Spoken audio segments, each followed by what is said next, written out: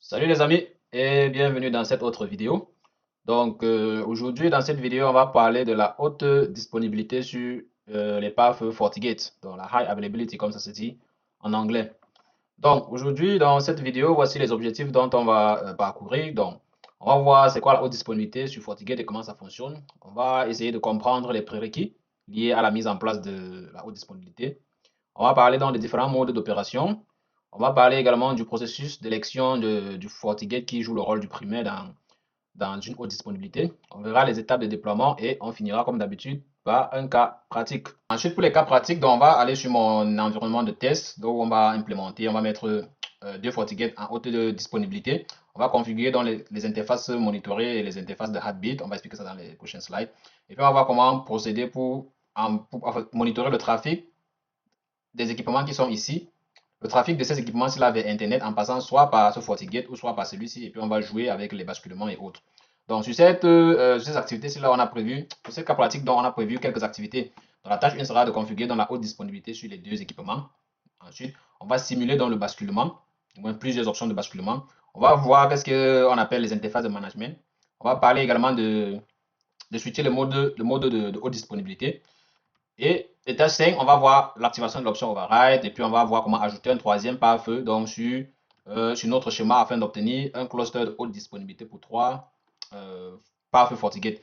Donc, avant donc de procéder à l'étape où je vous explique en détail le contenu de cette activité-ci ou bien de cette tâche-ci, on va prendre donc quelques minutes rapidement donc pour expliquer en fait quelques concepts clés liés donc à la haute disponibilité avant d'entrer dans le cas pratique. Comme ça, vous avez une bonne compréhension de la chose. Donc, c'est quoi la haute disponibilité?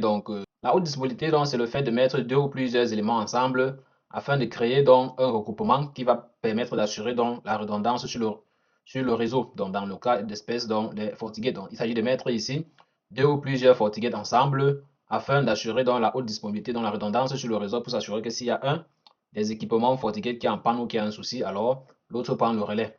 Voilà. Ou bien ça permet aussi de partager le trafic. Donc, on va voir ces détails ici par la suite.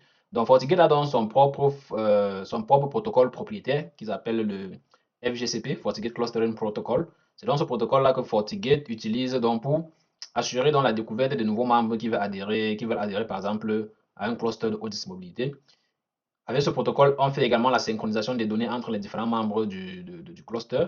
Et enfin, le protocole permet également de monitorer donc les membres pour s'assurer que si un membre n'est plus disponible, alors une alerte est envoyée aux autres pour qu'un nouveau processus d'élection soit effectué afin d'élire le prochain FortiGate qui va agir comme le primaire. En parlant donc de primaire et autres, les modes opérationnels. Donc, de base, les FortiGate peuvent opérer en trois modes. Il y a le mode autonome, c'est-à-dire que par défaut, chaque FortiGate il fonctionne en mode autonome, c'est-à-dire qu'il n'a pas besoin de la présence d'un autre FortiGate avec qui partager le trafic. C'est comme ça, lorsque vous avez un seul FortiGate, donc il travaille en mode autonome. Donc, les autres options, donc, c'est par exemple, il y a le mode actif-passif, c'est-à-dire que si vous décidez de créer un cluster, donc, si on revient rapidement sur cette image pour mieux expliquer encore la haute disponibilité, comme on a dit, c'est la possibilité, comme on disait, de mettre deux pare-feu ensemble. Donc, on a un FortiGate A ici, un FortiGate B ici. Donc, on a external primary, external backup. Donc, vous mettez les deux FortiGate ensemble pour assurer que si un utilisateur qui va du réseau des comptables ici, il va accéder par exemple à Internet, il a la possibilité, si ce pare-feu-ci est disponible, de passer son trafic directement par ce pare-feu et puis arriver sur Internet. Si ce pare-feu à un moment donné n'est pas disponible, son trafic peut être routé à partir d'ici ou bien switcher comme ça pour envoyer sur cet autre routeur cet autre path qui va à son tour envoyer dans le trafic sur Internet. Donc, c'est ça donc ce qu'on appelle la haute disponibilité, s'assurer qu'en cas de panne d'un des membres, l'autre peut faire le travail. Mais tout dépend donc du mode de fonctionnement. Je reviens donc sur le mode de fonctionnement ici, comme vous dit, vous pouvez définir donc en supposant on base sur la base qu'on a deux équipements. Parce que comme on a dit, on peut mettre deux ou plusieurs équipements ensemble. Donc, si on met deux équipements, par exemple, vous pouvez décider donc de configurer vos équipements en mode actif-passif. C'est simple à comprendre, c'est-à-dire qu'il y a un qui travaille en mode principal, c'est-à-dire c'est lui qui conduit tout le trafic, et l'autre est en mode backup. Ça veut dire que quand il est en mode backup, tout le trafic de tous les utilisateurs passe par celui-ci. Celui-ci devient actif lorsque celui-ci là est problématique. Donc c'est ça le principe de actif-passif. Il y a un qui est actif, l'autre est passif. Il y a maintenant l'autre option qui est actif-actif, ça veut dire que les deux vont se partager le trafic. Les deux sont actifs au même moment. Ça veut dire qu'ils se partagent le trafic. Un va gérer peut-être 60% du trafic, l'autre va gérer 40%. Ce qui suppose que en temps normal, les deux se partagent le trafic. S'il y a un qui est défectueux, tout le trafic donc va être redirigé vers un seul. Ça veut dire qu'à tout moment, soit vos équipements se partagent le trafic et par contre, ils peuvent respirer un peu, soit à un moment donné, s'il y a un qui est défectueux, alors l'autre sera chargé donc de porter le trafic tout seul. Donc, parlant donc des prérequis, donc il faut savoir qu'avant lorsque vous avez en tête de vouloir mettre sur pied la haute disponibilité dans votre réseau, il faut tenir compte qu'il y a donc des prérequis, à la fois côté matériel et logiciel et à la fois sur le réseau.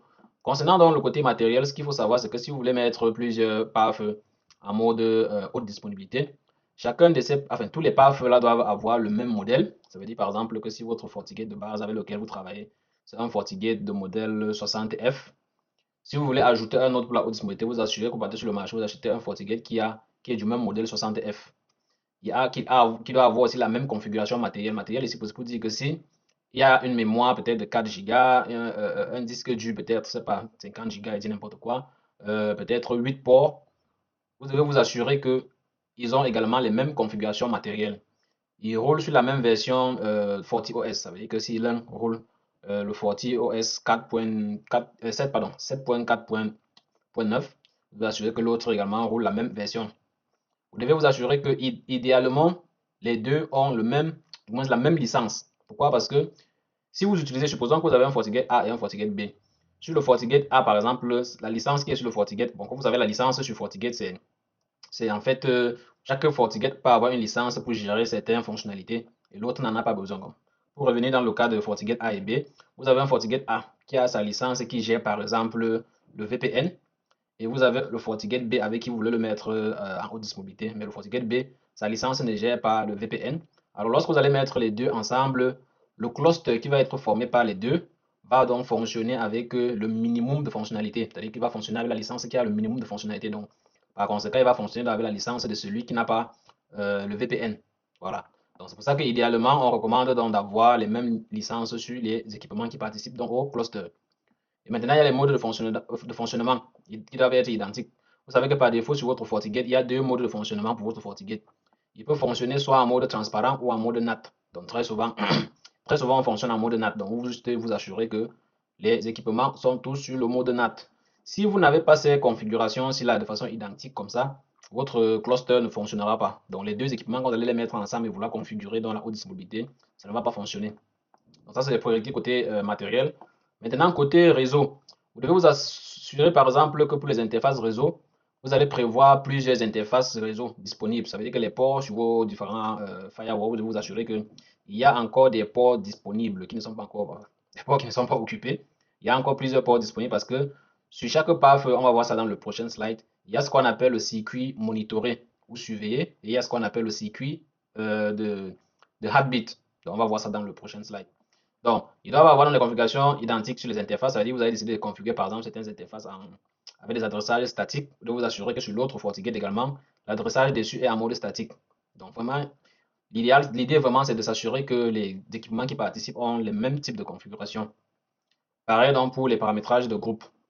Donc, c'est sûr, ici, ça concerne déjà la configuration parce que lorsque vous créez le cluster qui est l'association des équipements, vous allez associer les équipements, vous allez créer en fait comme un groupe dans lequel il y aura un groupe ID, c'est-à-dire que l'identifiant du groupe et un mot de passe, le même identifiant que vous devez renseigner donc, sur chaque équipement qui doit participer donc, à votre autre disponibilité. Bon, ça entre beaucoup plus dans la configuration, on verra ça dans la partie pratique. Donc, parlant donc des interfaces, comme j'ai dit tout à l'heure, il y a comme deux circuits lorsque vous faites la haute disponibilité, il y a comme deux circuits disponibles. Bon, on va partir sur la base de ce schéma où vous avez deux FortiGate que vous voulez mettre en haute disponibilité pour permettre que le trafic, ici vous allez voir par exemple les postes de travail, ça c'est par exemple les utilisateurs de votre réseau qui doivent accéder donc à Internet et vous devez vous assurer donc que quel que soit ce qui se passe, au meilleur des cas, si un des équipements tombe en panne, l'autre peut continuer le trafic. Donc, il y a donc ce qu'on appelle dans les interfaces monitorées et les interfaces de heartbeat. Les interfaces monitorées ici, là, donc, c'est les interfaces qui permettent de rediriger le trafic de l'utilisateur vers la destination qu'il souhaite. Ça veut dire que sur ce path, par exemple, vous avez par exemple 4 ports. Vous avez le port 1 qui mène au switch qui va sur Internet, le port 2 qui mène au switch qui va sur le réseau local. Pareil pour l'autre switch. Les ports 1 et port 2 ici là sont donc considérés comme des ports, les interfaces monitorées, parce que ce sont les interfaces qui permettent donc d'orienter le trafic de l'utilisateur en interne comme à l'extérieur. C'est ça les interfaces monitorées ou surveillées. Ensuite, il y a ce qu'on appelle les interfaces heartbeat. Heartbeat ici, là, c'est un peu comme traduction en français, c'est battement de cœur. Le battement de cœur, c'est en fait, pour faire une analogie avec la science, battement de cœur, c'est pour signaler que quelqu'un est vivant. Donc ici, dans les interfaces de battement de cœur sont les interfaces qui vont permettre à chacun des deux équipements de surveiller l'autre et de s'assurer à chaque fois si l'autre est encore vivant. Vivant, ici, dans le cadre du réseau, ça signifie donc que l'autre équipement est toujours connecté et il est joignable. Voilà. Donc c'est pour ça qu'ici, vous allez avoir dans les ports 3 et 4 pour chacun des équipements qui est connecté donc à l'autre. Donc au quotidien, il y a une fréquence de check-in qui va être effectuée à chaque fois. Il envoie une requête pour vérifier est-ce que tu es encore connecté, est-ce que tu es toujours disponible. Donc c'est ça les interfaces de Heartbeat. Et il faut noter que, comme on disait d'avoir plusieurs interfaces réseau disponibles, c'est parce que ces interfaces-là, comme vous pouvez remarquer, ce sont des interfaces physiques. Donc, que ce soit les interfaces monitorées ou bien les interfaces de Heartbeat, vous voyez, c'est des interfaces physiques. C'est-à-dire que c'est sur votre PAF, c'est vraiment des ports physiques. Voilà. Donc, vous ne pouvez pas utiliser des ports, vous n'avez pas créé des VLAN ou bien une interface logique ou virtuelle et puis l'utiliser pour faire du monitoring ou bien des Heartbeat. Donc, c'est ça. Et on recommande donc d'utiliser donc au moins deux interfaces de Heartbeat afin d'assurer la redondance. Pourquoi? Parce que de la même manière que vous mettez deux pare-feux afin d'assurer la redondance pour le trafic des utilisateurs qui vont de l'extérieur vers l'intérieur, vous devez également avoir deux ports pour vous assurer que les ports de Heartbeat pour vous assurer que on aura toujours, chacun des équipements aura toujours au mieux toujours une interface par laquelle il peut passer pour contacter l'autre. Parce que même pour les deux équipements, il peut arriver que le seul lien qui les relie soit brisé. Et dans ce cas-là, l'autre aura l'impression que son, son, son, son, son, son, son, son, le membre avec qui il est dans le groupe, son binôme, voilà, son binôme, il n'est plus disponible. Pourtant, c'est le lien qui les sépare, du moins le seul lien qui était entre eux, qui s'est brisé. Et donc, par conséquent, on recommande donc d'avoir aussi minimum deux liens de Heartbeat sur les différents équipements qui font partie donc, de votre cluster. Donc, comme on a parlé de mode opération, mode opérationnel du cluster, on a dit que le cluster, quand on rassemble dans les équipements dans un groupe pour faire la haute disponibilité, ces équipements peuvent fonctionner en mode actif-passif ou en mode actif-actif. Peu importe l'option choisie, il y a comme un processus électoral qui est effectué pour désigner quel est le FortiGate principal. Alors, j'explique. Si par exemple, on part sur la base que vous avez décidé de mettre vos deux équipements en haute disponibilité pour, dans le mode actif-passif, ça suppose que dans ce cas-là, il y a un des FortiGate qui doit agir qui doit être actif et l'autre doit être passif. Cependant, il existe des mécanismes pour désigner le FortiGate qui va être l'actif. Il y a soit vous pouvez le faire par il y a deux options que vous pouvez utiliser pour faire le processus électoral. Ça veut dire que dans le système d'exploitation de FortiOS, il y a donc cet algorithme-là qui est déjà donc défini de base, qui indique comment les équipements doivent se comporter pour faire leur propre élection personnelle. C'est-à-dire qu'entre eux, quand ils sont mis ensemble, ils savent comment organiser leur élection et décider entre eux qui sera le principal. Qui sera le principal. Il y a deux processus électoraux. Et les deux processus sont basés sur quelque chose qu'on appelle le override. Le override, c'est un peu comme une configuration que vous pouvez effectuer sur votre pare-feu. Par défaut, quand vous achetez le pare-feu, le override, la fonctionnalité d'override, elle est désactivée par défaut. Et donc, dans ce cas, voici donc comment le processus électoral s'effectue. Alors, lorsque vous mettez dans les deux équipements ensemble, premier critère d'élection, c'est les interfaces monitorées. Ça veut dire quoi? Le FortiGate qui dispose du plus grand nombre d'interfaces monitorées opérationnelles est sélectionné comme étant équipement primaire. Ça veut dire que de base, si je reviens sur mon schéma ici, voici comme j'ai dit tout à l'heure, voici les interfaces monitorées. Port 1, port 2, port 1, port 2, ce sont les interfaces monitorées. Ça veut dire que si à un moment donné, le port 2 ici devient inactif, ça veut dire que c'est celui-ci là qui a désormais le plus grand nombre de ports monitorés. Et par conséquent, s'il y a une élection à effectuer, c'est celui-ci qui prend la main directement. Il devient le principal ou bien le primaire. S'il y a égalité sur le nombre de ports, le deuxième critère, c'est la durée de fonctionnement. Alors, la durée de fonctionnement ici, c'est quoi? La durée de fonctionnement, ce n'est pas le temps pendant lequel le FortiGate a été en ligne, c'est-à-dire que depuis le moment où il a été démarré, mais c'est le temps pendant lequel il a fonctionné en mode haute disponibilité. Donc, l'unité ayant la plus longue durée de disponibilité en la plus longue durée de fonctionnement en haute disponibilité est sélectionnée comme le primaire. La seule règle ici, c'est quoi pour départager? C'est que la différence de temps entre les deux FortiGate doit être de plus de 300 secondes. Ça veut dire plus de 5 minutes doit séparer le temps de fonctionnement. Enfin, j'explique bien ce qu'on appelle ici durée de fonctionnement. Quand vous allumez par exemple votre FortiGate, il y a un temps qui marque par exemple que le FortiGate il est allumé depuis peut-être 3-4 minutes. Maintenant, si ce FortiGate là participe à un cluster, c'est-à-dire à un groupe de haute disponibilité, il y a donc également une autre valeur qui est renseignée. Ça veut dire que ça fait 3 minutes que le FortiGate est allumé, mais ça fait 2 minutes qu'il est membre du cluster de haute disponibilité. Ça veut dire que son temps de fonctionnalité en haute disponibilité, le temps de fonctionnement en haute disponibilité est de 2 minutes sur les 3 minutes pour lesquelles il est allumé depuis.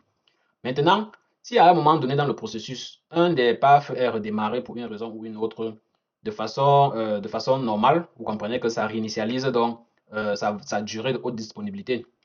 Maintenant, comme le deuxième critère ici dit que pour que ce critère soit utilisé, il va falloir que la différence entre le temps de haute disponibilité entre les deux équipements soit supérieure à 300 secondes. 300 secondes, c'est 5 minutes, si mes calculs sont bons. Si le temps de haute disponibilité est de moins de 300 secondes, alors ce critère-ci n'est pas utilisé. Dans ce cas, donc, on passe donc au troisième critère, qui est donc la priorité. Donc, la priorité, donc, c'est quoi? Vous allez voir, la priorité, c'est le troisième élément ici. La priorité, c'est par exemple une valeur qui est renseignée par défaut sur chaque FortiGate. La valeur par défaut, donc, est de 128 pour chaque FortiGate par défaut. Donc, c'est une valeur qui est modifiable, bien évidemment. Ce qui veut dire donc que le troisième critère, donc, ici, c'est que l'unité ayant donc la priorité la plus élevée est donc élue comme le primaire. Ça veut dire que si les deux critères ne permettent pas de choisir le FortiGate primaire, on se base donc sur l'unité qui a la plus haute priorité. C'est une valeur qui est modifiable, ou même sur chaque FortiGate, vous avez la possibilité donc de modifier cette valeur. Donc, si vous la modifiez, celui donc qui a la plus grosse priorité passe donc en primaire. À défaut, si les trois premières options ne permettent pas de définir le FortiGate primaire, si les trois premières options ne permettent pas de définir le FortiGate primaire, la quatrième option, donc ici, là, ce qu'on appelle le numéro de série. Au moins, ici, on est sûr que pour chaque équipement, le numéro de série, il est unique. Ça veut dire que peu importe ce qui se passe, le numéro de série permettra quand même de définir dans le FortiGate primaire. Là, on est certain là-dessus. Donc, voilà comment le processus électoral s'effectue lorsque on a la fonctionnalité de override qui est désactivée.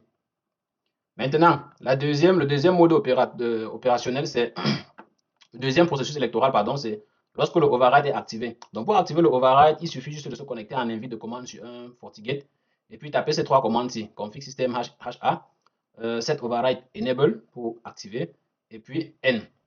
Là, vous activez donc le override sur un pare-feu, et là, ça change dans le processus, du moins l'ordre des critères pour l'élection. Le bouleversement s'effectue ici uniquement entre la priorité et le temps de haute disponibilité. Vous remarquerez, si je reviens sur le précédent slide, le temps de haute disponibilité était le critère qui venait avant la priorité. Si vous décidez donc d'activer dans le override, c'est la priorité qui vient donc avant le temps de haute disponibilité.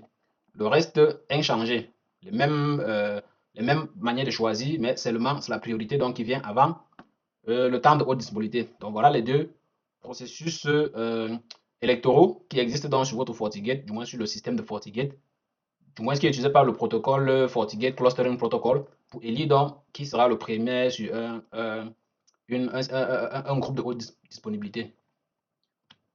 Donc, concernant donc, après avoir expliqué donc comment fonctionne donc la haute disponibilité et le processus électoral, il faut comprendre donc quels sont les différents types de basculements possibles qui existent donc sur les FortiGate. Quels sont par exemple les éléments qui engendrent donc le basculement. Ça veut dire que si on est en train de fonctionner et qu'on est on a un FortiGate qui fonctionne comme le primaire et puis un autre en secondaire, quels sont les différents éléments, situations qui peuvent subvenir et pousser au basculement donc du primaire au secondaire. Alors, il y a ce qu'on appelle le basculement de l'équipement. Donc, le basculement de l'équipement ici concerne par exemple un problème physique sur l'équipement. C'est-à-dire que peut-être l'équipement a redémarré, peut-être pour une raison ou une autre, l'équipement a craché. Donc, ça, c'est ce qu'on appelle le basculement de l'équipement. Ça veut dire qu'il y a un problème physique sur l'équipement. Il y a le basculement de lien. Le basculement de lien, il est facile à comprendre. C'est par exemple sur le FortiGate qui fonctionnait en mode principe primaire. Il y a par exemple des câbles qui ont été déconnectés, ou bien voilà, des câbles qui ont été déconnectés. Ça va pousser par exemple au basculement vers le secondaire. Et la troisième option, c'est basculement des liens distants. Donc, c'est toujours comme les liens, comme on a dit, liens par défaut, mais ici, ça concerne, vous avez par exemple sur votre FortiGate, en plus de le connecter directement aux équipements de votre réseau local, Vous pouvez, par exemple, le connecter également à un réseau distant et désigner ce lien-là comme étant un lien monitoré.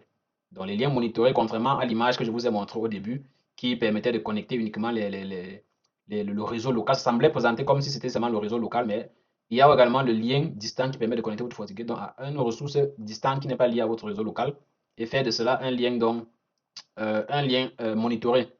Donc, si ce lien-là également est déconnecté, ça peut pousser à un basculement. Il y a le basculement donc, basé sur la mémoire. Donc, si à un moment donné, il y a les configurations qui sont faites, on appelle ça les seuils d'utilisation de consommation de mémoire. On va dire par exemple que okay, si la mémoire est consommée sur ce path, si là par exemple sur le primaire, si la mémoire du primaire est consommée par exemple à 85%, alors automatiquement un basculement doit s'effectuer pour rediriger le trafic sur le secondaire. Ou bien partager juste le trafic parce que le basculement, cet basculement veut dire, logiquement, basculement veut dire, OK, on quitte de FortiGate A vers FortiGate B, mais il faut voir également basculement ici là comme par exemple transfert d'une partie du trafic vers l'autre équipement. Voilà.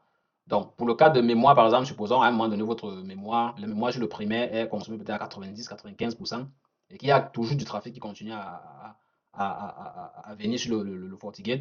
À ce moment-là, il y a ce qu'on appelle le basculement basé sur la mémoire, donc il va orienter donc notre trafic sur le secondaire. Pareil pour le basculement SSD, c'est-à-dire qu'à un moment donné, si FortiGate ou le FortiOS détecte par exemple des erreurs sur les systèmes de fichiers de votre le disque dur ou le système de stockage de votre FortiGate, alors il peut faire également donc, un basculement. Il y a donc les basculements de session, ça veut dire que il y a des sessions, par exemple des sessions de VPN ou bien de IPsec. Lorsque ces sessions-là commencent déjà à être très importantes sur un FortiGate, à un moment donné, pour assurer la haute disponibilité et s'assurer que, parce que notez que l'objectif de la haute disponibilité, c'est de s'assurer que le trafic des utilisateurs puisse toujours fonctionner. Ça veut dire que même si vous avez décidé à la base qu'il y a un seul FortiGate qui capte tout le trafic, néanmoins, il existe en arrière un processus qui permet de vérifier que malgré le fait qu'il ait été désigné comme étant celui qui peut gérer tout le trafic, on reste quand même vigilant et prudent en sachant que si à un moment donné, il y a des limites, il y a à un moment donné trop de consommation, alors on bascule le trafic vers le secondaire en attendant que le trafic chute un peu sur le primaire pour qu'on lui remette encore les pleins pouvoirs. Donc c'est un peu ça le basculement. Donc voilà donc les différents types de basculement possibles. Ça c'est entre autres, il y en a plusieurs autres, mais ça c'est les plus récurrents, les plus connus. Donc dans notre environnement de test, comme j'expliquais tout à l'heure, donc voilà le schéma on va voir. Donc maintenant que je vous ai expliqué donc quelques concepts clés, je peux donc expliquer un peu plus en détail donc les tâches qu'on va effectuer ici. Donc la tâche 1, comme j'ai dit, sera de configurer dans la haute disponibilité. Donc on va se connecter sur les deux pare-feu. On va commencer par les configurer, créer un cluster de haute disponibilité en mode actif-passif, c'est-à-dire que dans lequel un équipement sera actif, l'autre sera comme une interface de stand-by. On va créer donc, par exemple, un serveur DHCP et puis on va checker, créer du trafic et puis checker les logs. Donc, ce sera pour checker le trafic qui va être généré par les équipements qui sont ici, d'ici vers Internet. Donc, dans la tâche 2, on va simuler dans le basculement. Donc, on va essayer de déconnecter quelques interfaces, changer la priorité, voir le processus électoral dans la ligne de commande et puis regarder si l'Internet fonctionne toujours et si le DHCP et les logs ont été maintenus sur le nouveau FortiGate, celui qui va devenir le nouveau primaire. On va parler également des interfaces de management. Il faut noter que lorsque initialement, quand vous utilisez deux FortiGate, chacun vient avec son adresse IP. Une fois que vous avez créé un cluster avec les deux, il y a une nouvelle adresse IP de cluster qui est créée désormais pour utiliser, qui va être utilisée pour gérer les deux. Et donc, les adresses IP initiales qui étaient utilisées par chacun des FortiGate ne sera probablement plus accessible, à moins que vous configuriez ce qu'on appelle donc ici les interfaces de management qui permettent donc de gérer chaque FortiGate individuellement, malgré qu'il fasse partie du cluster de haute disponibilité. Donc, on verra comment on fait ça. Ensuite, dans la tâche 4, on verra comment switcher le mode HA, le mode haute disponibilité. Donc, ici, on va commencer par une configuration actif-passif. Donc, ensuite, on verra ici comment passer donc de actif-passif à actif-actif. Et donc, on va vérifier donc, dans l'équilibrage des charges pour voir également, comme on est en actif-actif, je suppose que les deux participent donc à la gestion du trafic. Donc, on va monitorer pour voir quels sont les pourcentages de trafic qui sont générés et utilisés par chacun des équipements. Ensuite, dans la tâche 4, comme j'ai parlé de l'option override tout à l'heure dans les slides, on va activer dans l'option override et puis on va jouer avec les priorités pour voir donc désormais le processus électoral lorsque on est avec l'option override activée. Et puis dans la tâche 6, on va ajouter donc un troisième pare-feu sur notre infrastructure, du moins sur notre cluster de haute disponibilité, afin d'avoir un cluster à trois pare-feux. Et du coup, vous allez remarquer dans cette tâche-là, est-ce que ça nous présente les trois pare-feux ou bien est-ce que la notion de primaire, secondaire Est-ce qu'il y a une autre notion de tertiaire? Donc, est-ce que, parce qu'on a 10 équipements, ça dit qu'il y a primaire, secondaire, tertiaire, quatrième, cinquième, ainsi de suite. Donc, on va comprendre tout ça dans la tâche 6. Donc, les amis, restez scotchés. On se retrouve dans la prochaine vidéo pour mettre en place tout ceci.